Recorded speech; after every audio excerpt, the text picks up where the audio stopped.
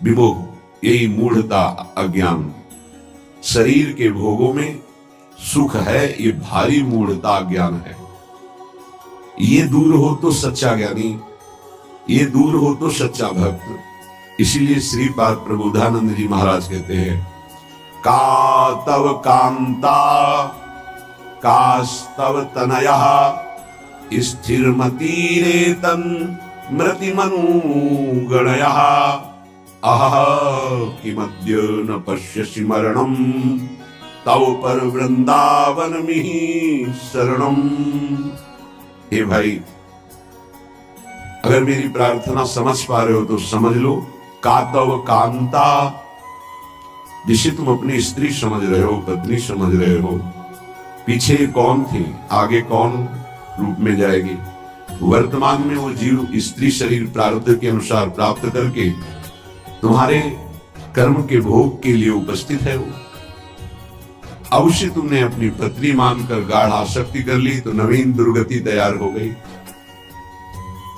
कौन है वो तुम्हारी, जानते हो? नहीं परिचय, कुछ वर्षों का परिचय और इसे सत्य मान लिया।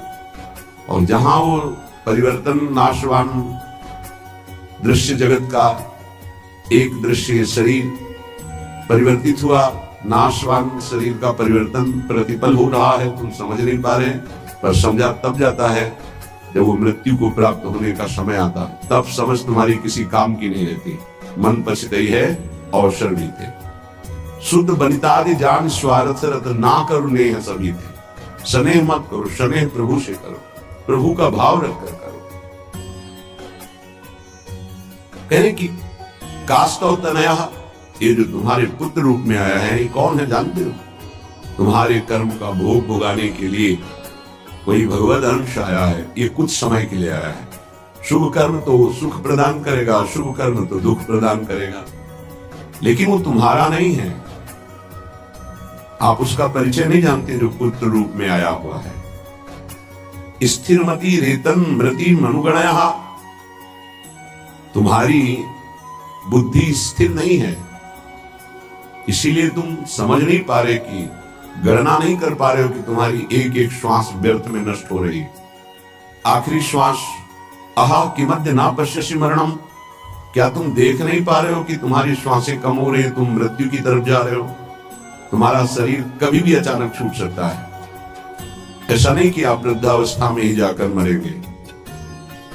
तव पर वृंदावन मिहि शरणम, फिर भी तुम वृंदावन का आश्रय वास स्वीकार नहीं करते, सत्संग का अनुसरण नहीं करते, आचरण में नहीं उतारते, निरंतर नाम जप नहीं करते, तो किस भूल में तुम पड़े हो? तुम्हारे पास पत्नी है, पुत्र है, संपत्ति है, इस भूल में, ये तुम्हारी नहीं है। कुछ समय के लिए तुम्हारे प्रारब्धानुसार ये संयोग बना है, बस बिछुड़ जाएगा, इसे तुम रोक नहीं पाओगे। ना अपने शरीर का छूटना, ना अपने सगे संबंधियों के शरीर का छूटना, ये तुम्हारे बस की नहीं कि तुम रोक लो। तो क्या करें? सबको छोड़ दे? नहीं, सब में भगवत भाव करो, अपने धर्म का पालन करो, खूब नाम जप करो। जीवन सार्थक करने के लिए बहुत आवश्यक है। अगर आप इनके मोह में फंस करके भगवत विमुख जीवन व्यतीत कर रहे हैं तो निरर्थक जीवन है। नमस्तस्मै कस्मै चिदपि पुरुषायाद्भुत महा महिम्ने विभ्राजत कनक रुचि धाम्ने स्वकृपया असंकोचेनैवा स्वपच मखिलेभ्यः स्वयमहो ददौ यः सद्भक्तिं विमलतर नानारसमयीं। अहो आश्चर्य है, स्वपच नीच आचरण करने वाले को भी जो गौरांगी प्रियाजू, जिनका निज महल वृंदावन धाम है, यदि आप वृंदावन का आश्रय ले लिए, वृंदावन का थोड़ा भी सानिध्य मिला, तो गौरांगी प्रियाजू की कृपा से नीच पुरुष के हृदय में भी महान प्रेम लक्षणा भक्ति प्रकर्षित हो जाएगी। ये विश्वास कीजिए। लिखा है असंकोचे नहीं वह, यद्यपि वो अनाधिकारी है इसलिए संकोच का विषय बनता है। ये अनाधिकारी को प्रेम लक्षणा भक्ति, और बोले असंकोचे नहीं वह, कभी इस बात का सोच ही नहीं होता हमारे प्रियाजू को कि बहुत नीच आचरण वाला है, बहुत करुणामयी है, उन्हीं की करुणा का भरोसा नहीं, हम सब इसी पंक्ति में खड़े हैं, नीच आचरण वाले। इसलिए कह रहा हूं कि मन स्थितियों को देखो, अपने मन स्थिति को, बचपन से लेकर अभी तक उस मन को ही देख रहे हैं। वासना की परत जमा है। एक बार सोहनी लगी, पोछा लगा तो लगा पवित्र हो गया, दोबारा फिर लगा तो फिर वैसे ही कूड़ा, हजारों बार लगने पर वो कूड़ा ही कूड़ा, पता ही कितने जन्मों का कूड़ा जमा है। आप लोग 4 दिन भजन करके चाहते हो कि हमारी कामना की पूर्ति हो जाए, मैं ऐसा, यहां संतों को पूरा जीवन हो जाता है, फिर भी अनुभव होता है मोशम कौन कुटिल खल कामी। सच्चाई की बात कह रहा हूं, फिर भी अनुभव होता है जिन मुंह को तन दियो ताको ना भजन कियो ऐसो नमक हरामी। मालिक का नमक खा रहे हैं, चिंतन विषयों का हो रहा है, दगाबाज, धोखेबाज, छलिया, वो हम हैं, अपने हैं, प्रभु के अंश हैं। प्रभु ने कृपा करके मनुष्य शरीर दिया, सत्संग दिया, भगवत मार्ग दिया, फिर भी वही दगाबाजी, वही छल, वही कपट। क्या दगाबाजी? भगवत आश्रय छोड़कर किसी वस्तु, व्यक्ति, स्थान, पद, धन आदि का आश्रय ले लेना, ये दगाबाजी है, अपने प्रति दगाबाजी। जिनकी कृपा से हमारा स्वरूप पोषण, शरीर पोषण, भाव पोषण हो रहा है, हम उनकी तरफ देख ही नहीं पा रहे, अपराध पर अपराध करते जाते हैं, उनके देखते हुए उनकी खिलाफत करते हैं। ये नमक हरामीपना नहीं तो और क्या है।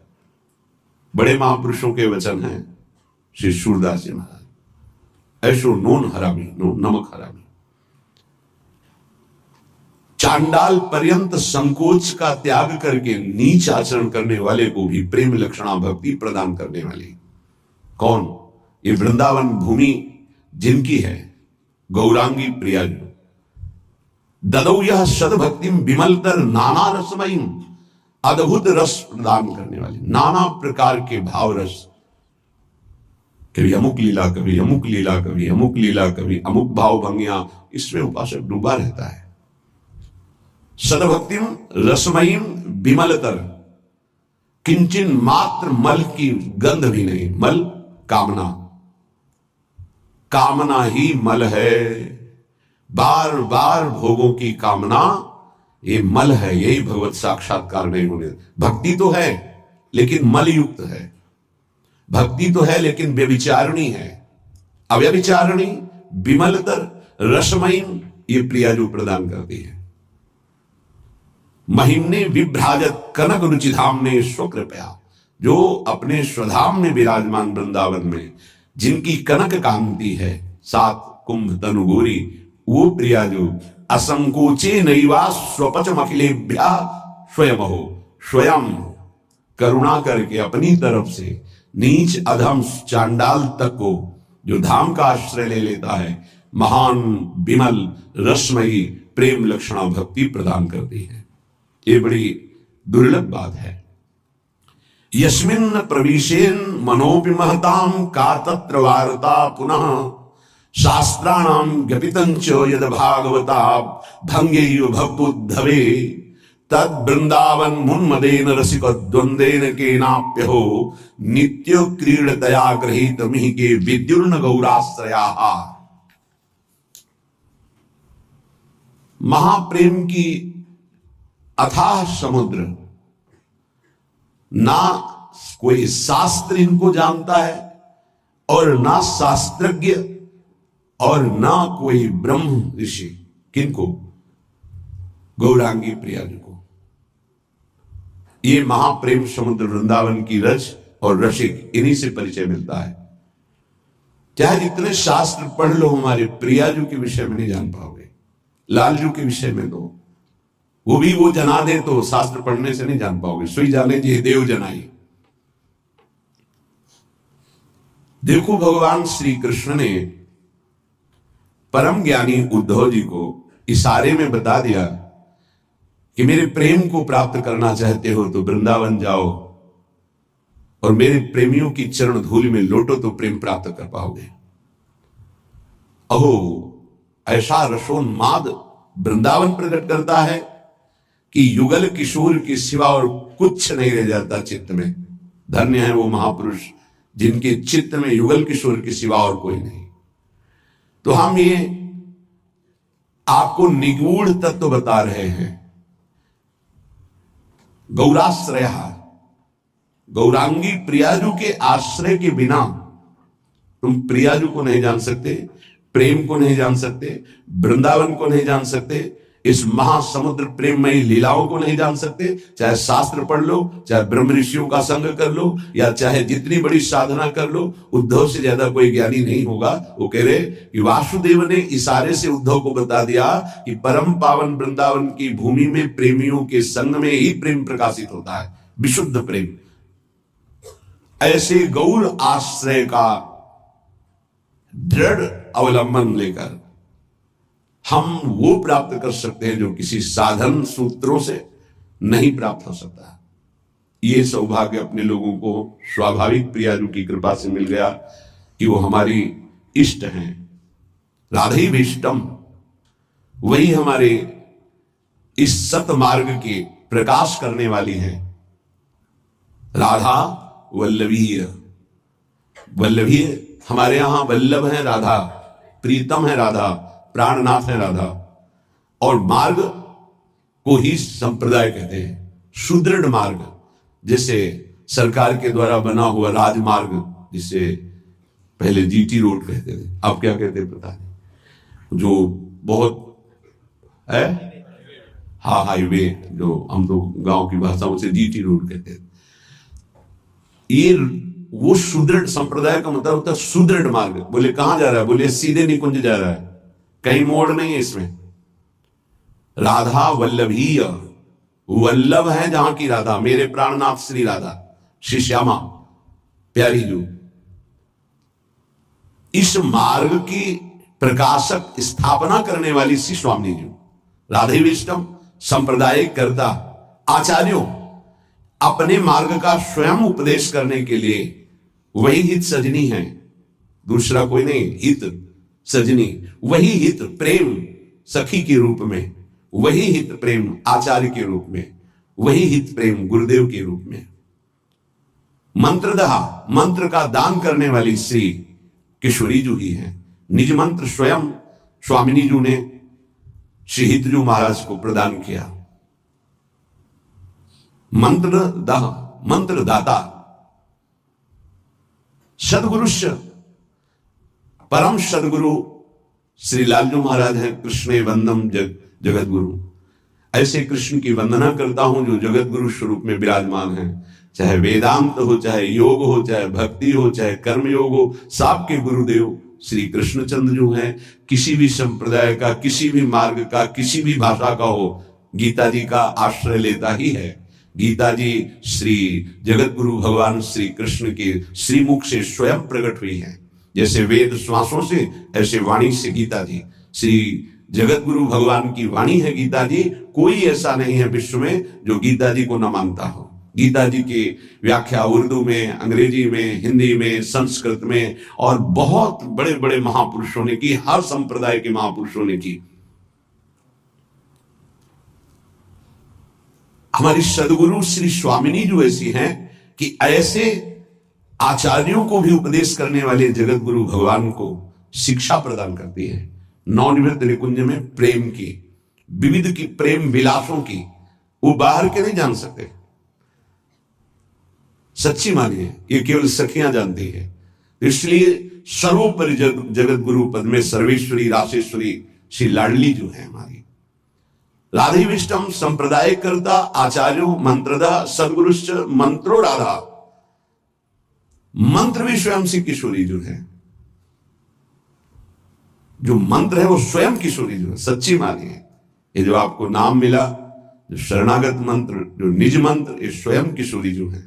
जिह्वा पे विराजमान मेरी लाडली ही नाम मंत्र के रूप में है। ऐसे प्यार से भजो। तो गौराश्रय, बिना गौराश्रय के आप ना वृंदावन को जान सकते हैं, ना वृंदावन के महाप्रेम समुद्र रस को जान सकते हैं, ना वृंदावन की दिव्य लीलाओं में प्रवेश पा सकते हैं। चाहे आप शास्त्रज्ञ हो, चाहे जितने बड़े विद्वान ज्ञानी हो, बिना उद्धव जी से बढ़कर कौन ज्ञानी होगा? उन्होंने वृंदावन की रज को माथे पे चढ़ाया, गोपी जनों की चरण धूलि को, तब जाके उनको श्री कृष्ण प्रेम का परिचय मिला। फिर श्री कृष्ण के प्रेम में जितने भी मत वाले हुए हैं वो सब किशोरी जी के चरणों से प्रेम की भिक्षा मांगी है। किशोरी जी के नख चंद्रमणि का प्रकाश जिन गोपियों को प्रेम की ध्वजा बना दिया, वो हमारी श्री लाडली जो है। श्रीपाद कह रहे इनके आश्रय के बिना निगूढ़ तत्व इस महाप्रेम समुद्र को आप नहीं जान सकते। जहां प्रेम का प्रादुर्भाव हुआ तो ज्ञान वैराग्य सब अपने आप जागृत हो जाता है। जैसे राजा पधारता है तो फिर उसके मंत्री सामंत सेना के पति वो सब वहां आ जाते हैं। ऐसे ही प्रेम राजा हृदय रूपी सिंहासन पर बैठा, ज्ञान रूपी उसका मंत्री, वैराग्य रूपी उसका सेनापति, क्योंकि प्रेम की रक्षा वैराग्य से होती है। और प्रेम से जो ज्ञान प्रकट होता है उसी ज्ञान से भगवत तत्व का वास्तविक बोध होता है। आत्मरति जिसे कहते हैं, रति माने प्रेम, आत्म तत्व का बोध उसी को होता है जिसे आत्मरति प्राप्त हो जाती है। चाहे ज्ञान हो, वैराग्य हो या भक्ति दिव्य हो, वो सब प्रेम के पधारने पर होता है, जब हृदय में प्रेम जागृत हो जाता है। पूज्य स्वामी अखंडानंद जी महाराज ने पूज्य बाबा उड़िया बाबा जी से प्रश्न किया कि बहुत लोग भजन करते हैं पर लाभ दिखाई नहीं देता जो लाभ होना चाहिए। तो बाबा कहते हैं कि पहली बात, भजन में निष्ठा होनी चाहिए कि चाहे मर जाऊं, इतना कष्ट आवे पर भजन नहीं छोड़ूंगा, ऐसी निष्ठा नहीं है। किसी बिरले में होती है। नहीं, जहां सामने इंद्रियों के भोग आते हैं भगवान छूट जाते हैं। हम मानते हैं, भजन का प्रयास करते हैं, लेकिन जहां सामने भोग आया कि प्रभु भूल गए। आप देख लीजिए, चाहे वो भोजन हो, रसेंद्री का भोग हो या किसी भी इंद्री का भोग हो, उस समय प्रभु को भूल गए और उस भोगानंद को स्वीकार कर लिया तो ऐसे पूरा जन्म व्यतीत होने लगेगा, पर आपको भगवत साक्षात्कार नहीं होगा। जो लाभ मिलना वो बहुत दूरी हो जाएगा। जहां कोई दुख आया, विपत्ति आई, भूल गए प्रभु को। सुख आया, संपत्ति आई, भूल गए प्रभु को। मर चाहे जाए हम, किंतु प्यारे का भजन नहीं छोड़ सकते। इसी का नाम भजन है। भजन का स्वरूप क्या? ये चाहे विपत्ति, दुख, मृत्यु से बढ़कर तो कुछ है नहीं। हमारी मृत्यु भी आ जाए तो हम भजन नहीं छोड़ सकते। अब त्रिभुवन की राज्य लक्ष्मी मिलने पर जो आधे पल के लिए भी प्रभु का विस्मरण नहीं करता, उसे भक्त कहा गया है, महाभागवत कहा गया। तो कुछ भी सुख सुविधा मिले उस समय हमें प्रभु का, यही तो कसौटी है कि आप उत्तम से उत्तम आकर्षणकारी भोगों के बीच में, लेकिन भगवत विस्मरण नहीं है।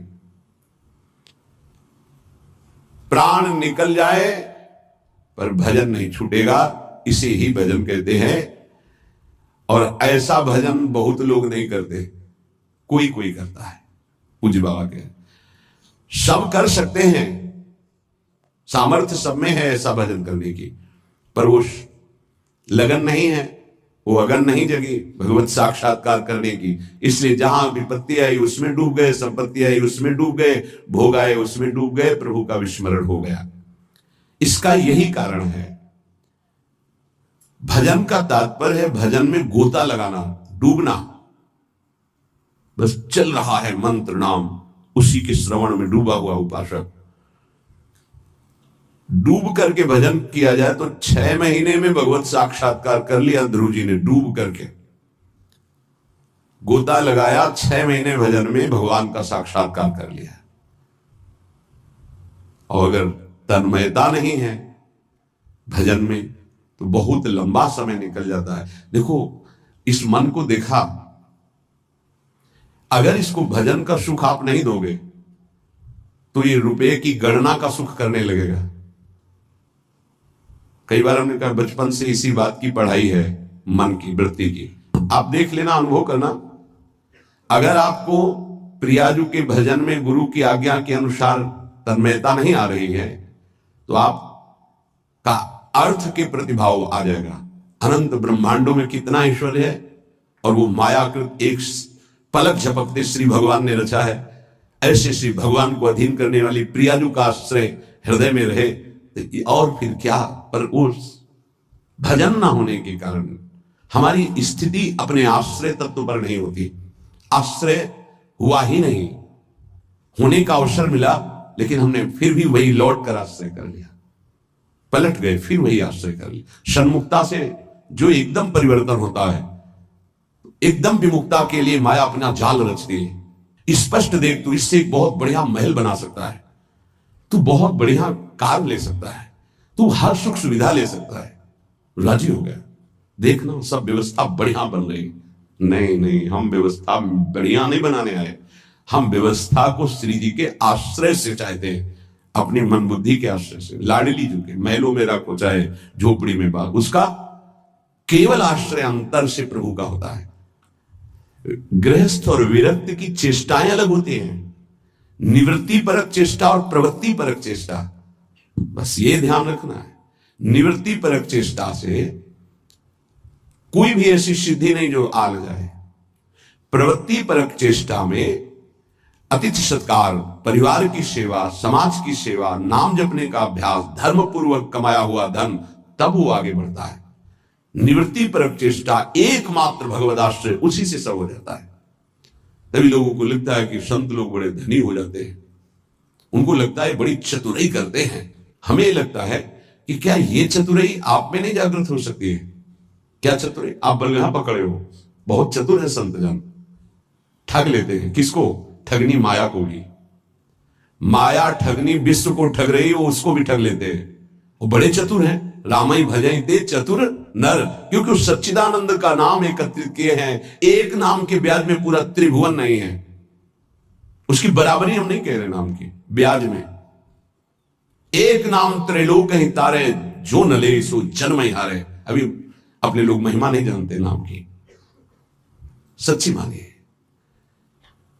किसी ने कहा कि समस्त संसार को तो हम दुखे में देख रहे हैं, अगर विश्व में कोई सुखी है, वो उपहास के प्रति शब्द थे, अगर विश्व में कोई सुखी है देखा जाता है तो संत जन देखे जाते हैं। उनका तात्पर्य अध्यात्म से नहीं था, उनका तात्पर्य भोगों से, विषय सामग्री से, वैभव से था। अगर तुम्हें ऐसा पता है तो तुम वैसा करके देखो, बहादुर हो। तुम्हारे में चतुराई की कोई कमी है क्या? बड़े चतुर हो। तय बालक नहीं भर्यो शयानम, तू बालक नहीं भर्यो शयानम, काहे कृष्ण भजत नहीं नीके। अरे तू बालक नहीं, बड़ा चतुर है, पर तू ठीक से भजन नहीं किया ना, इसीलिए ऐसा है। क्या चाहिए? त्रिभुवन का सर्वश्रेष्ठ पद 5 वर्ष का बालक प्राप्त कर लिया गुरु जी, क्या चाहिए? अखिल लोक चूड़ामणि भगवान के पास, क्या कमी है? पर आपको उतना भजन करना पड़ेगा, आपको वैसे समर्पित होना। उस 5 वर्ष के बालक ने मां का प्यार, पिता का प्यार, राज्य सुख, शरीर सुख, सब भयों को त्याग करके इसी मथुरापुरी में आकर भजन किया। इसे मधुपुरी कहते हैं शास्त्र भाषा में। यहीं आकर के भजन किया और यहीं स्वयं सच्चिदानंद भगवान आकर दर्शन दिए और उनकी कामना पूर्ण की, उच्च पद की। गोता लगाना अर्थात उसमें डूबना, अर्थात उसका ऐसा दृढ़ चिंतन, गुंजायमान केवल मंत्र और नाम हो रहा है। तुमसे सच्ची कहते हैं ये जीव बड़ा पागल हो गया है माया में, सत्य वस्तु को समझ ही नहीं रहा। पूज्य बाबा कह रहे, उसको यही पता नहीं कि मैं यहां कमाने के आया हूं मृत्यु लोक में।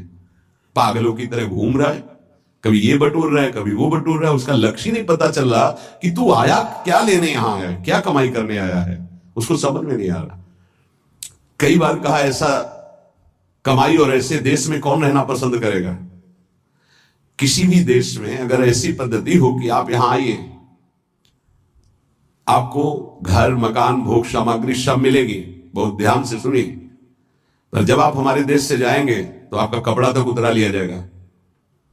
सब सुविधाएं मिलेगी, जब जाओगे तो कपड़ा तक उतरा लिया जाएगा। अब आप ऐसे देश में रहना पसंद करेंगे? ऐसे देश की कमाई पसंद करेंगे? कोई भी बुद्धिमान नहीं पसंद करेगा। और आप ऐसे ही देश में हैं जिसका नाम मृत्यु लोक है। कपड़ा तो कपड़ा रहा, आपका शरीर भी छीन लिया जाएगा। यहां की, इस देश की कोई भी वस्तु लेकर आप नहीं जा सकते। अब आप विचार कीजिए, आप कितने बड़े बुद्धिमान हैं और क्या कमा रहे हैं।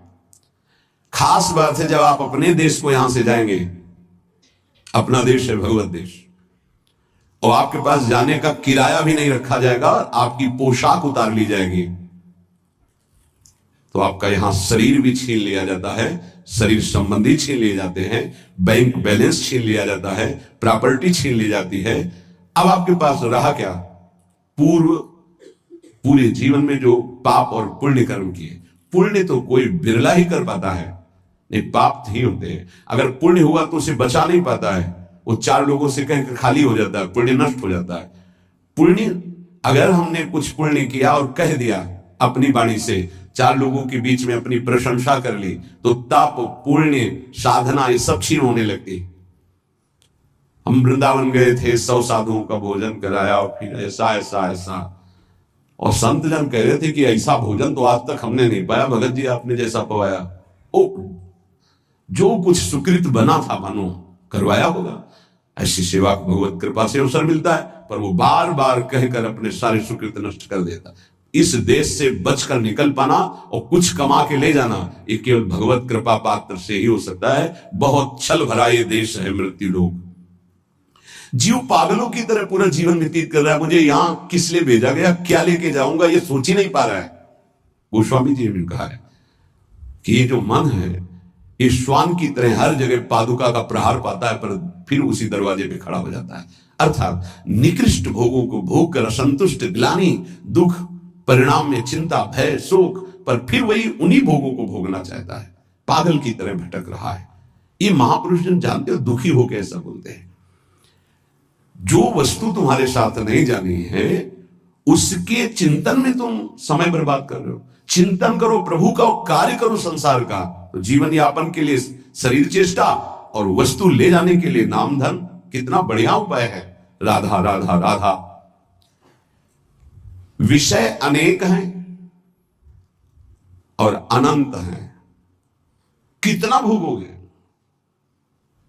भोगते भोगते मर गए, फिर जन्म हुआ, फिर भोगते भोगते मर जाएंगे, कुछ आता नहीं लगेगा। बड़ा विचित्र खेल है, बड़ा विचित्र खेल। भगवान की असीम कृपा है, जिनको भोगों से विरक्ति मिल गई है या जबरदस्ती बचे हुए, बिनु अवसर भयते राजोई, चतुर्थ ब्रह्मचारी का लक्षण है। बिनु अवसर नहीं मिला और भयभीत है, इसलिए वो नहीं भोग रहा। तो बिनु अवसर भयते राजोई, ये चौथे में। उत्तम तो उत्तम के बस असमन माही, सपने हुआन पुरुष जगनाई। अपने प्रीतम प्रभु के सिवा उस स्वप्न में किसी और को नहीं देखता। कितना भोगोगे, अनंत विषय। कल एक भगत बड़ा मस्त, सब हंस रहे थे लेकिन कोई फर्क उसको नहीं था, गंभीर मुद्रा में बैठा। उसने कहा हमने ठाना है, 1.25 घंटा नाम जब करता हूं और बढ़ाऊंगा, सत्संग आपका सुनता हूं, पर 1 लाख सुंदरी स्त्रियां चाहिए मुझे। हमारे तो होश उड़ गए भाई कि ऐसा प्रश्न करता आया, भगवान ने भेजा। पर अपने को सबका आदर और दुलार, मेरी लाडली जो ऐसी है, करुणा करुदार, नहीं तो 1 सेकेंड में कि आप कृपया बाहर होइए, या कोई भगवत चर्चा कीजिए। लेकिन अच्छा पॉइंट ये था कि वो नाम जब करता था और उसके अंदर आशा थी। देखो वासना की कितनी भूख बड़ी हुई, पर वो बहुत गंभीर हो, ऐसा नहीं कि कोई देखने सुनने लायक हो। वो बहुत बड़ी गंभीरता से कह रहा था कि मैं 1 लोक प्राप्त करना चाहता हूं, उसका सम्राट बनना चाहता हूं और 1 लाख सुंदरी स्त्रियां। वो नहीं बोल रहा है, उसका भोलापन है, अज्ञान जिसे कहते हैं। वासना इतनी बड़ी हुई कि उसको लग रहा है अगर ऐसा हो गया तो मैं बड़ा सुखी हो जाऊंगा। भागवत में चरित्र है चित्रकेतु राजा का, आप पढ़ करके देख लेना, श्री शुकाचार्य जी वर्णन कर रहे हैं। उनके 1 करोड़ रानियां थी। क्या परिणाम में क्या, जरा देखना, पढ़ना। निराश, हताश, उदास होकर ऋषियों के पैर पकड़कर तब वो अनंत भगवान की उपासना मिली और वो भगवान का साक्षात्कार किया, अनंत शेष भगवान संकर्षण का। और वो बहुत सावधानी का विषय होता है। ऋषियों की कृपा हुई, पद मिला, भगवान संकर्षण ने विमान पे बैठ के भगवान शंकर के पास गए। विमान जहां सनकादि जो है अपने श्री चरणों से नंगे पैर चल कर जाते हैं और प्रणाम करके नीचे बैठ करके सत्संग करते हैं महादेव जी से, वो सब बैठे हुए भी थे और सीधे विमान से ही गए। विमान में बैठे बैठे आकाशचारी विमान। भगवान से कहा कि एक साधारण पुरुष भी अगर अपनी स्त्री से वार्तालाप करता है तो एकांत में करता है। आप तो महायोगाधिराज योगिंद्रों मुनिंद्रों के गुरु भगवान शिव, तो अंबाजी वामांग में बैठी हैं, आप बैठे और ब्रह्म का उपदेश कर रहे हैं। उनका ये क्या हो, सब ऋषि आश्चर्यचकित हो गए कि ये कैसा। तो अंबाजी ने कहा अच्छा तुम्हें वरदान मिल गया है, विमान मिल गया है, तो तुम जगत गुरु भगवान शिव को उपदेश करने आए हो, जब आसुरी प्रवृत्ति तुम्हारी बढ़ रही है तो इसका शासन करने के लिए तुम्हें दंड विधान चाहिए। प्रभु तो करुणामय है, वो कुछ बोलेंगे नहीं, इसलिए हम तुम्हें शाप देते, जाओ असुर भाव को प्राप्त हो जाओ। वही वृत्तासुर के रूप में प्रकट हुए थे। तो अंतिम समय भगवान से जो प्रीति मांगी वो माता जी की ही कृपा थी। या देवी सर्वभूतेषु बुद्धि रूपेण संस्थिता, मानो मां ने कृपा करके उनको उस अहम से रहित करके पावन भक्ति प्रदान करी। ये जो वासना है ये जीव के सर्वनाश के लिए अनंत जन्मों से पीछे पड़ी हुई है। वो तो एक भोला व्यक्ति, अज्ञानी व्यक्ति अपनी बात कर रहा है। आप अंदर से देखो, ऐसी लाखों वासनाओं की परत जमा है। हमको रोज नाम जप रूपी सोहनी लगा के इसे साफ करना है। पर ये विषय अनेक अनंत, मन कहता है इनको भोग लो फिर हम भजन कर लेंगे। कभी नहीं, तुमसे सत्य कहता हूं, जितना इस मन की बात को मानोगे उतने प्रभु से दूरी होती चली जाएगी। और ये सिखाता है ये जलन हो रही, अगर भोग लेते तो शांति हो जाए, फिर बढ़िया भजन कर लो। इसकी शिक्षा यही होती है, क्योंकि जानता है भजन के लोभ से ही हमारा साथ दे देंगे। साधक जहां उसको उसकी इंद्री का भोग दिया मन को, बस फिर वो उसको ऐसा फंसा के पटकता है कि भजन कब कहां कैसे हो रहा था सब गायब हो जाता है। और वही भोग चिंतन, वही विषय चिंतन, वस्तु चिंतन, शरीर चिंतन। बहुत सावधान। इसलिए वास्तविक अनुराग प्राप्त करने के लिए भोगों का राग, शरीर संबंधियों का राग छोड़ना ही होता है। इस राग को मिटाने के लिए वाणी से गुणानुवाद करो, हृदय से चिंतन करो, नेत्र तुम्हारे जहां जाए वहां प्रभु की उपस्थिति देखो। देखो भक्तों का चिंतन चिन्मय होता है, वो सब जगह अपने चिन्मय आनंद प्रदान करने वाले भगवान को देखते हैं। वो अपने प्रभु से भिन्न न किसी वस्तु को देखते हैं, न व्यक्ति को देखते हैं। हम गलती यही करते हैं कि जहां हमारी दृष्टि जाती है वहां हम वस्तु, व्यक्ति, विषय देखते हैं, ना कि प्रभु को। उपासक ध्यान रखे, जहां विषय चिंतन है वहां भक्ति नहीं है, जहां भक्ति है वहां भगवत चिंतन है, विषय चिंतन नहीं है। जहां भगवत चिंतन है वहीं प्रेम है, और जहां प्रेम है वहीं भगवान को प्रकट होना पड़ता है। प्रेम ते प्रकट होई मैं जाना, हरि व्यापक सर्वत्र समाना, प्रेम ते प्रकट होई मैं जाना। प्रेमावेश भक्त का भगवान को विवश कर देता है। जब प्रेमावेश प्रकट हो जाता है तो भगवत साक्षात्कार हो जाता है। पर प्रेमावेश प्रकट होने के पहले हमारी शरणागति पुष्ट होनी चाहिए। शरणागति पुष्ट होने के लिए सबसे पहला लक्षण है दैन्यता, निराभिमानिता। और यहां सबसे बड़ा दोष हमारे अंदर अभिमान ही है। मैं विद्वान हूं, मैं भगत हूं, मैं अमुक हूं, ऐसा। दीनता हमारे प्रभु के मार्ग में, प्रेम मार्ग में सबसे पहला लक्षण आना चाहिए। शरणागत भक्त का दैन्य स्वभाव होना चाहिए। जो जितना झुकता है वो उतना महान होता है। झुकने वाला ऐसा नहीं कि जिसके प्रति झुक रहा है वो महान है, ऐसा नहीं। जो झुक रहा है वो महान है।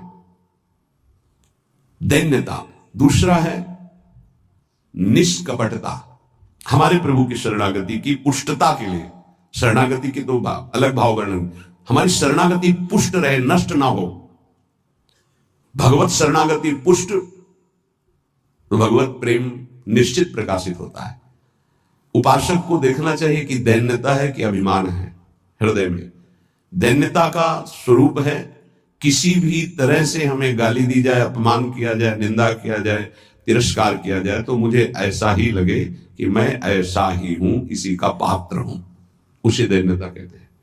वाणी से हम माइक से बोलेंगे कि हम अधम हैं, बड़े नीच हैं, बड़े ऐसे हैं, ये भी दैन्यता की भाषा है। और हाथ जोड़कर प्रणाम मुद्रा में रहेंगे, ये भी दैन्यता की मुद्रा है। लेकिन यहां हृदय की दैन्यता को कह रहे हैं कि जब कोई दूसरा कहे तो नीच है, अधम है, पाखंडी है, दंभ करता है, भक्ति नहीं है, और अपने को सीधी बात ये लगे कि सही बात है, मैं ऐसा ही हूं, इसे दैन्यता कहते हैं। शरणागति हमारी जो विक्षिप्त हो जाती है, जो दोषयुक्त हो जाती है, जो पूर्ण नहीं हो पाती शरणागति, उसका कारण देहाभिमान, उसका कारण गुणाभिमान, साधनाभिमान, इनमें से कोई ना कोई अभिमान होता है। इसलिए कह रहे सबसे पहला लक्षण बाबा की विचार में दैन्यता, और ये बहुत प्रिय है दैन्यता भगवान को। दूसरी है निष्कपटता, कपट नहीं रखना चाहिए। हरि और गुरुदेव, हरि गुरु चरण सेवा अनुसरहु, अर्चन बंदन संतत करहु, दासंतन कर शुक्ला। हृदय में कम से कम एक जगह तो निष्कपटता आ ही जाए गुरुदेव भगवान से। पर ये बहुत छलिया मन है, ये सर्वज्ञ प्रभु से भी छल करना चाहता है, बहुत छलिया है। अगर हमारी शरणागति का अपहरण कोई करता है तो अभिमान और कपट, दूसरा जब निष्कपटता है तो कपट अगर है तो हमारी शरणागति ढक जाएगी। मोहि कपट छल छिद्र न भावा, मेरे प्रभु कहे हैं, यही दरबार दीन को आदर, पक्की बात। पहला है दैन्यता, दूसरा है निष्कपटता। शरणागत उपासक के हृदय में कपट नहीं। कपट का मतलब होता है कि मुख से कुछ और बोल रहे हैं और हृदय में कुछ और है। ये कपट प्रायः अपने लोग बहुत अच्छी तरह हृदय में सजा के रखते हैं, इसलिए शरणागति पुष्ट नहीं होती। निष्कपटता, जैसे का वैसा, बिल्कुल गुरु के सामने, प्रभु के सामने, उसमें। तीसरा सत्यता, वाणी में सत्य, हृदय में सत्य, आचरण में सत्य, सत्य धर्मयुक्त। असत्य संपूर्ण संसार के भोग और संबंध है। किसी भी संबंध और भोग में प्रियता है तो शरणागति का अपहरण हो जाएगा। सत्य श्री भगवान, नाम, धाम, लीला, रूप, प्रेमी जन। इसके अलावा सब मिथ्या। जितना कुछ देख रहे हो परिणाम देखा जाता है, परिणाम में सब झूठा। चौथा सर्व समर्पण। सर्व शब्द लगा हुआ है, तन मन प्राण एक एक वृत्ति केवल अपने शरण की तरफ। यहां सर्व समर्पण नहीं होता, समर्पण होता है पर सर्व समर्पण नहीं होता। सर्व समर्पण कुछ हमारी पर्सनल वृत्तियां हैं, कुछ हमारी शर्तें हैं, कुछ हमारा है, तो सर्व समर्पण नहीं। सर्व समर्पण दशरथ जी महाराज के श्रीमुख के वचन, नाथ सकल संपदा तुम्हारी, मैं सेवक समेत सुत नारी, सर्वस्व आपका। जहां कहीं शरणागति पुष्ट पाई गई तो सर्व समर्पण वाले की, वो चाहे राजा ही क्यों हो, महाराज शिवाजी, वीर शिवाजी, समर्थ गुरु रामदास जी, सर्व समर्पण। पीपा जी, सर्व समर्पण। कैसा शरणागति पुष्टता का ये लक्षण, सर्व समर्पण। पीपा जी महाराज राजभाव में अपने सब राजवैभव के साथ गुरुदेव श्री रामानंदाचार्य जी के, तो आप